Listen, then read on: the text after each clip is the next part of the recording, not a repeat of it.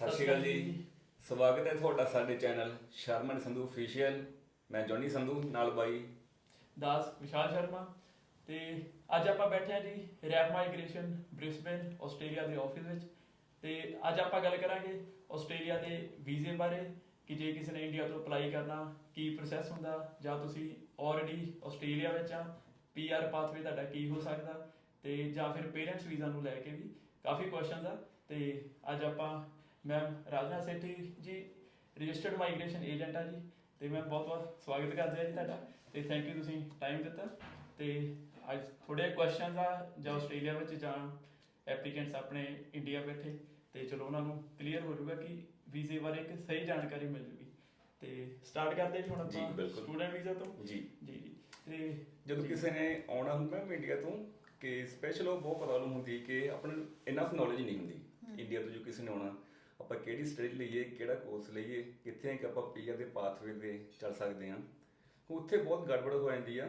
ਉਹ ਦੱਸਿਓ, ਉਹ ਕਿੱਦਾਂ ਪਤਾ ਲੱਗ ਸਕਦਾ ਆਪਾਂ ਕਿਹੜੀ ਸਟੱਡੀ ਚੂਜ਼ ਕਰਨੀ ਆ ਇੰਡੀਆ ਤੋਂ ਅਪਲਾਈ ਕਰਨ ਲੱਗਿਆ। Sure. First of all, welcome everyone. Thank you so much for having me. जहाँ तक स्टूडेंट वीज़ा की बात आती है, ऑब्वियसली डिपेंड करता है कि बच्चे ने क्या पढ़ाई करी है। जैसे फॉर एग्जांपल कल रात को मुझे कॉल आया एक फादर का, उनके बच्चे ने कॉमर्स पढ़ी है। तो ऑब्वियसली मैं ट्राई करती हूँ मेरे क्लाइंट्स को वीज़ा मिलने के लिए प्लस एनरोलमेंट मिलने के लिए रेलेवेंसी शो करना बहुत इंपॉर्टेंट है। कि आपने अगर कॉमर्स पढ़ी पर आप नर्सिंग करना चाहते हो तो वो थोड़ा इम्बैलेंस हो जाता है। तो इट्स ऑलवेज बेस्ट कि आपने जो पढ़ाई करी है वो है मेडिकल फील्ड या नॉन मेडिकल, आप उसमें आगे पढ़ाई करने की कोशिश करें। ठीक है। जहाँ तक PR की बात होती है, yes, not every course is leading to PR, however there are options available जो आप आगे जाके एक्सप्लोर कर सकते हो once you are in this country. ठीक है। तो मेरे हिसाब से एवरीबडी शुड नो कि study visa is a very good option to come to Australia.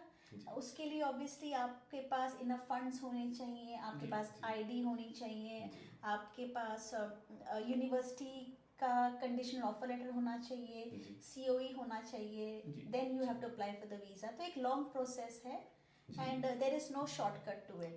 ਜੀ ਮੈਮ, ਉੱਤੇ ਕੀ ਏਜ ਕਿੰਨੀ ਹੋਣੀ ਚਾਹੀਦੀ ਆ? ਸੋ ਆਪਾਂ ਕਿਹੜੀ ਸਟੱਡੀ ਤੋਂ ਬਾਅਦ ਆਸਟ੍ਰੇਲੀਆ ਆਉਣ ਲਈ ਅਪਲਾਈ ਕਰ ਸਕਦੇ ਹਾਂ? Sure. The best time actually होता है आपने ईयर 12 खत्म करी हो उसके बाद। ठीक है। क्योंकि ऑब्वियसली आपके पास कुछ गैप नहीं रहेगा। It's very hard to cover the gap. अगर किसी बच्चे का गैप होता है तो it's hard unless there is really a very compelling circumstance कि उनके पास वो गैप क्यों आ गया। But in saying that there are options available जहाँ पर लोगों के पास पढ़ाई करने के बाद इंडिया में वो काम करते हैं कुछ साल and then they think oh हमारी we are not moving forward क्योंकि हमारे पास इनफ क्वालिफिकेशन नहीं है, तो maybe we should do masters in Australia. तो ऐसे लोगों के लिए obviously master is a good option क्योंकि दे कैन एक्चुअली जस्टिफाई कि उन्होंने क्यों 12th के बाद या बैचलर्स के बाद आगे पढ़ाई नहीं करी, why they straight away went into a job. ठीक है। तो उस सिचुएशन में they can look at coming to Australia. तो एंड एक और बात है, there is no one size that will fit all. Everybody will have their own circumstances and it all depends on that particular circumstance to actually advise a client what is the best option for them.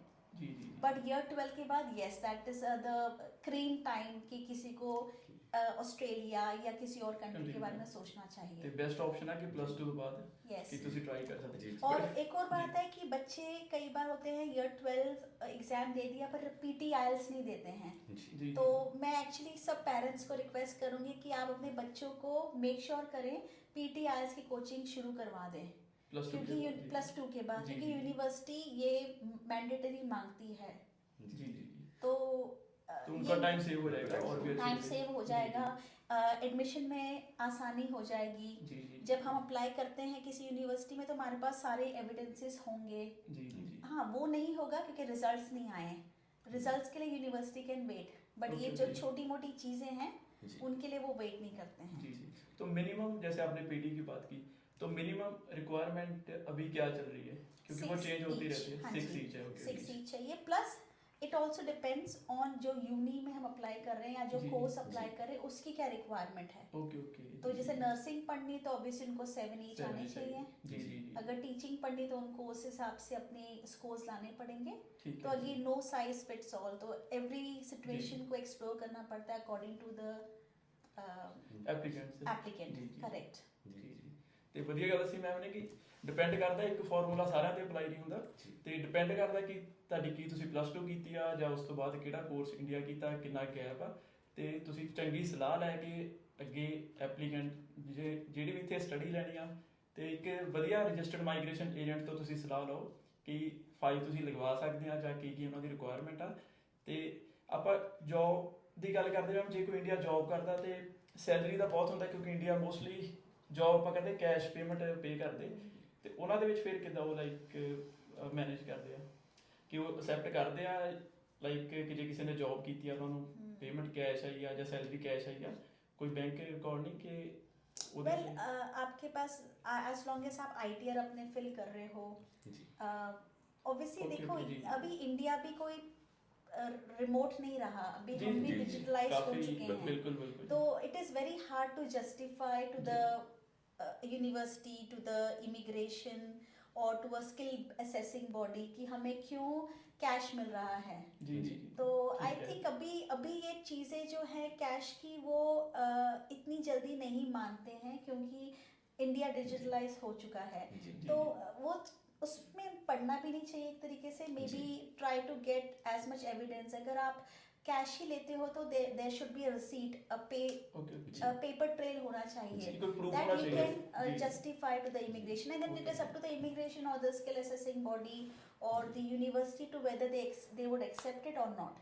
जी जी तो ठीक है जी money is king, पर उसको bank में रखो तो ज़्यादा कि बेटर ज़्यादा सही कि कोई Yeah. प्रूफ होना चाहिए कि होना शो चाहिए। करने के लिए।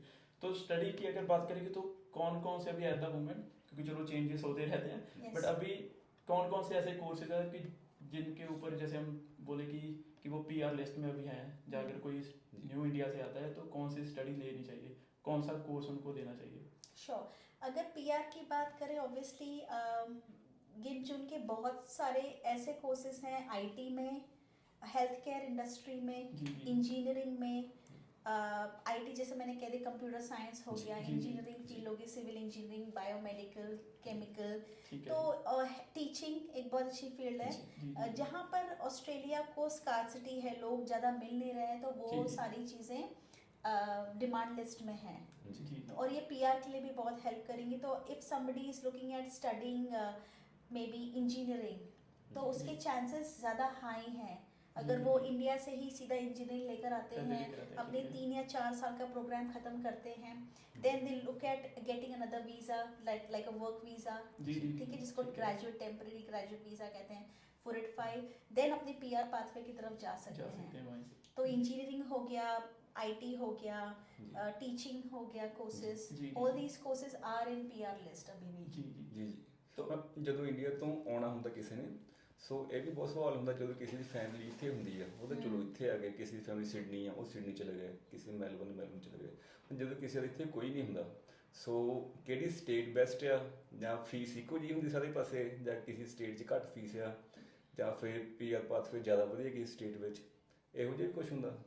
Again, very hard to actually put a finger at one state जो सब कुछ दे आपको। जी जी तो it is all up to हम कब अप्लाई कर रहे हैं, जी और इतना फ्यूचर देखना मुश्किल हो जाता है क्योंकि आज जो हम एडवाइस देते हैं मे बी वो 6 महीने के बाद वैलिड ना ना हो, हो, क्योंकि जी। स्टेट्स की जो रिक्वायरमेंट है वो स्टेट्स ही जाने, जी, वो जी। हमेशा चेंज करते करते रहेंगे। रहते हैं, जी। बट ऑब्वियसली आपको वेदर सूट करना चाहिए। जैसे जी, मुझे जी। मैं बॉम्बे से आती हूँ तो मुझे जी। ब्रिस्बेन पसंद है, जी, बॉम्बे जी। में गर्मी रहती है तो मुझे आई लव Similar ही है जी। सिमिलर है। जी, जी जी कईयों को ठंड पसंद है तो वो मेलबर्न जाएं, बिल्कुल, ठीक है। जी। तो depending on which state they prefer, जी but again it's very hard to say कि आपके लिए कौन सा स्टेट सूटेबल रहेगा। जी जी the only thing I think हमें ध्यान रखना चाहिए is whether we are able to afford what जी। We have come here to study, जी जी कि आपकी फाइनेंशियल पोजीशन अच्छी होनी चाहिए ताकि जी। आपको वीज़ा भी मिल सके, यूनिवर्सिटी लेवल में भी पढ़ जी, सको जी। और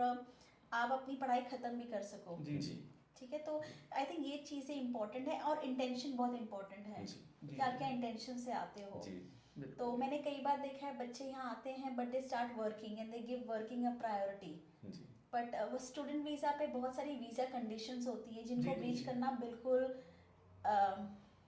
like you are playing with fire, जी जी जी जी, ठीक है। बिल्कुल। तो I think every parent in India और एनीवेयर इन द वर्ल्ड या every child who is looking to come to Australia या any other part of the world should make sure that they follow their visa conditions. ਜੀ ਜੀ ਜੀ, ਬਹੁਤ ਵਧੀਆ ਗੱਲ ਕੀਤੀ ਮੈਮ ਨੇ ਕਿ ਜਦੋਂ ਆਪਾਂ ਨਵੇਂ student as a student Australia ਵਿੱਚ ਆਉਂਦੇ ਆ ਤੇ ਕਈ ਕੰਡੀਸ਼ਨਸ ਹੁੰਦੀਆਂ, ਵਰਕਿੰਗ ਰਾਈਟਸ ਹੁੰਦੇ ਆ, ਆਪਾਂ ਨੂੰ ਲਿਮਿਟਡ ਮਿਲਦੇ ਆ।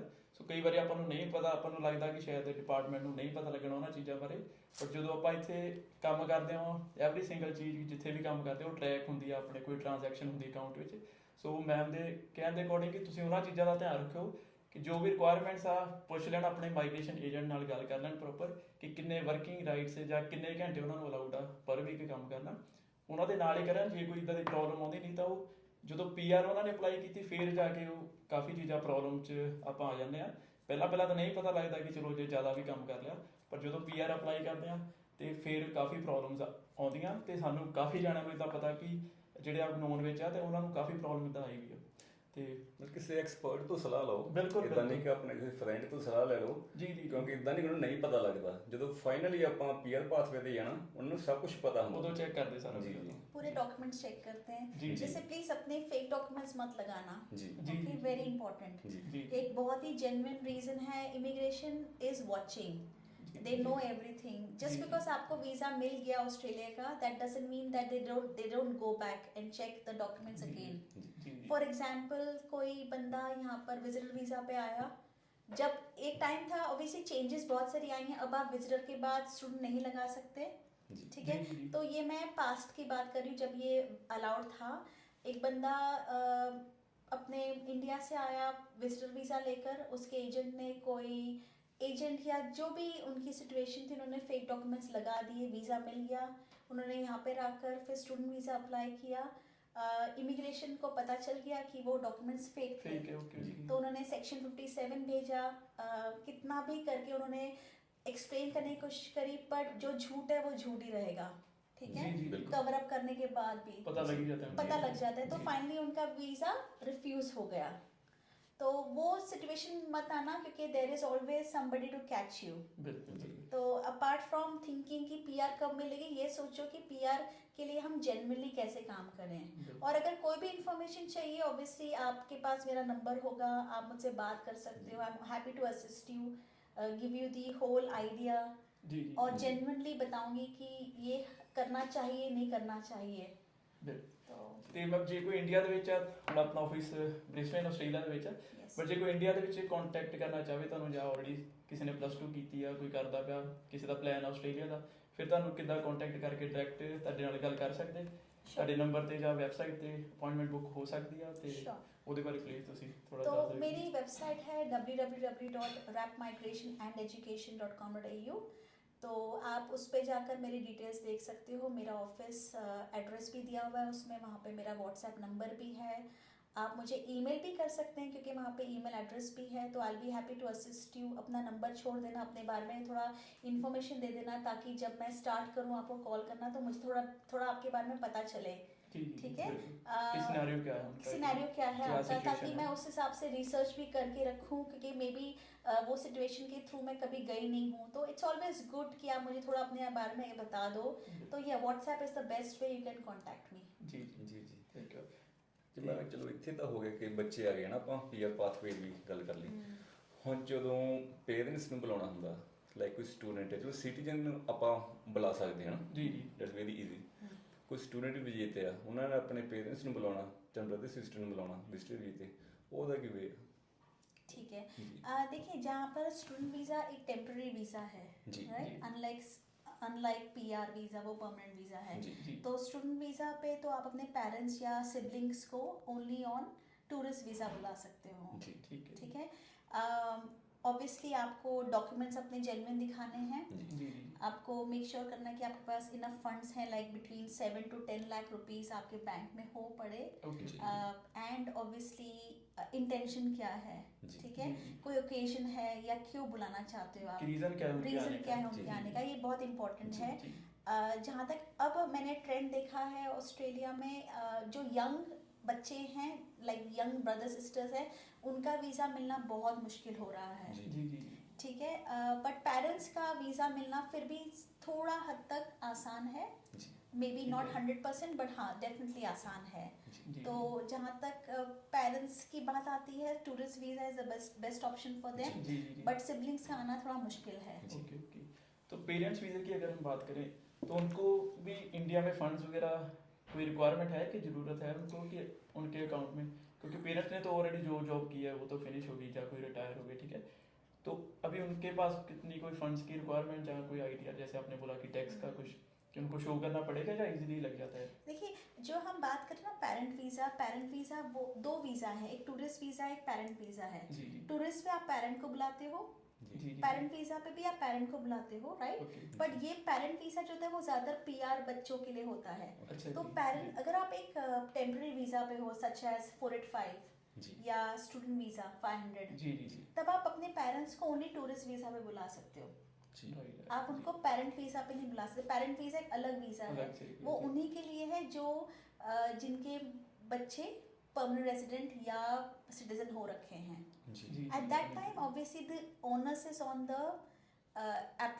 the citizen कि जी। वो अपने पेरेंट्स को कैसे बुलाना चाहते हैं, जी तब क्या फंड्स शो करने हैं, वो एक सेपरेट इशू है। बट अगर जी। आप टूरिस्ट से बुलाना चाहते हैं तो ऑब्वियसली इवन आफ्टर पेरेंट्स आपके रिटायर हो चुके हैं तो भी उनके पास कुछ एक इंसेंटिव होना चाहिए टू गो बैक, क्योंकि Okay, ये जी। Tourist visa is a visa only given to you कि आप टूर करो, घूमो एंड देन गो वापस बैक टू योर जाओ, होम जी, जी। कंट्री। कि वापस जाने का भी कोई रीजन होना चाहिए, Reason होना इवन चाहिए। पेरेंट्स वीजा है। Yes. जी जी ठीक है।